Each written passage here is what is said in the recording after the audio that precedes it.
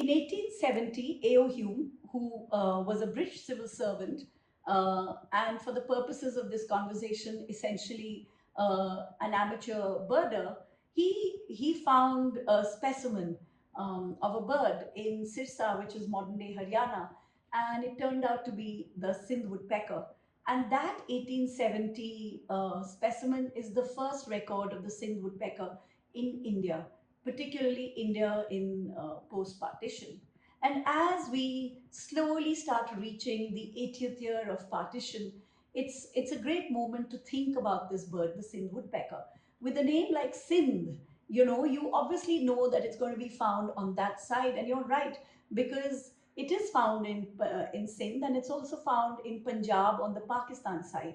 It's not been seen, or at least scientist Shashank Dalvi tried to go looking for it in Punjab, but it's so heavily securitized, the border, and secondly, Punjab itself has changed so much because of development that he didn't see it. But one fine day in 2011, something quite extraordinary happened. There were these scientists from the Wildlife Institute of India who were basically looking at a part of Jaisalmer, pretty much on the border, in fact, around a village called Murad, where they found the Sindh woodpecker, and they took a photo. And that became the first photographic record of the bird in India. So 1870 and then 2011. And after that happened, it was clear that the bird is found in this part of the country. So birders started going and seeing it, and two of them, Harish Thangarajan and Sudhir Paul, actually figured out that the habitat for this bird was quite small, under 2 square kilometers or so. So it was clear that given that the bird was not found in other parts of similar landscapes in Jaisalmer, this bird probably lived in that landscape, and that in fact was its home. And I got super lucky because this really, really well-known birder with enormous accomplishments to his credit, Digvijay Singh Rathore. For those of you who are curious about his accomplishments, what he did was he saw in a single year 1164 bird species, and that's called the big year in birder parlance. And it was a huge record, much bigger than the previous times, but it's also a record that increasingly looks like you won't be able to break it, which is a bit of a tragedy because it means that birding is harder and harder, but there also might be less birds. Now, Digvijay Singh Rathore had this huge record, but he hadn't seen the Sindh woodpecker. So he decided to go and see it.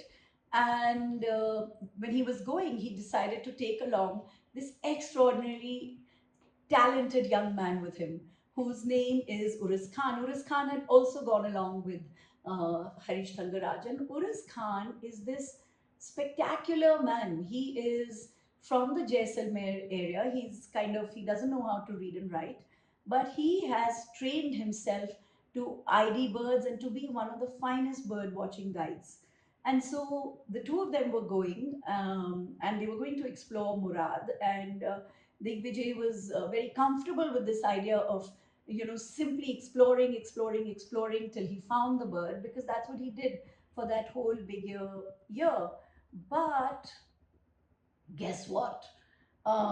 They called me up and they said, well, would you like to come? And I told Digvijay I would love to come because I'll never get another chance. And to be honest, it's almost like free riding on Digvijay Singh's knowledge. So I immediately rushed and I thought, well, we're going to spend like 5 days just standing from 5 in the morning to about 10 in the morning looking for this bird, and we might not find it. But we reached Murad, and Murad is this otherworldly place. It's got this butter yellow sand, and in the middle of the sand, you have these clumps of toasty brown grass, and it's pretty thick and rough grass. You have some kind of softer grasses, which are more pale, and then you have these cagery trees and other trees, and their trunks, they're very narrow and they're very gnarled and they're very wise looking. And so we reached there, and there were these sand dunes every now and then. So we got off, and in the first 10 minutes, because they were very sure about how the bird flies and where it might come from. So they kind of laid all these pieces of data out, and sure enough, we heard this kind of cow kind of, and sure enough, we heard this call. It was a chirpy, friendly call. And there came the woodpecker, and we saw it so clearly. And it went and sat on a cagery tree. And then a female woodpecker showed up as well. And you might say, what do they look like? So we call them pied woodpeckers, which are basically black and white. And it has this really white cheek, and it just has this black stripe going all the way like this. Otherwise, it's very white. It has, along this side, it's got a lot of white. And frankly speaking, there's a kind of guesswork shortcut amongst birders, which is like, what else could it be? If this is what you're going to see in this habitat, in this place, with these records, with this call, there's no other bird but this. So in fact, I was very lucky to be in very good company, and I managed to see the bird. And we saw it a lot, many times, the female and the male. Incidentally, they also have a red vent. It's an orangey red, and that color kind of seeps out onto the white of their lower feathers. So it's extremely beautiful.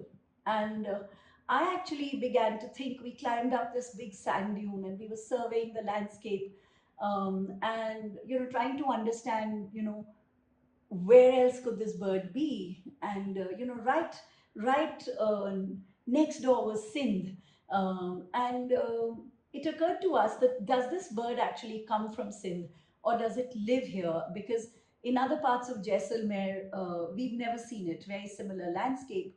Obviously, it turned out that it probably doesn't go to Sindh, because it doesn't fly very far. It looks like, and the border is not that close. It's like 3 kilometers, 4 kilometers away, and so in that nearly 2 square kilometers area, that bird has made, or those birds, they're probably four, but they've made it their home. And in many ways, on that day, I felt really grateful to the BSF, because they hadn't chopped down the landscape, they'd done nothing. It was just bare and raw and conserved. And that is exactly why this rarest bird that you can imagine was so easily visible, and that was flourishing. And in many ways, I think we should just celebrate that, even though we're coming so close to such a bloody event in the history of the subcontinent, such a tragic event. But on the other hand, this little bird gives us joy, because this bird reminds us that even though it's not rare in Pakistan and rare in India, at least it's managed to come here, make its home in the perfect habitat. As we come up to 80 years of a very brutal and bloody partition, and we're going to start those 80 years just around 15th August, we should really also celebrate little things like the Sindh woodpecker, which in fact has chosen or has decided and adapted to this really conserved landscape, which is so perfect for it, and is flourishing there.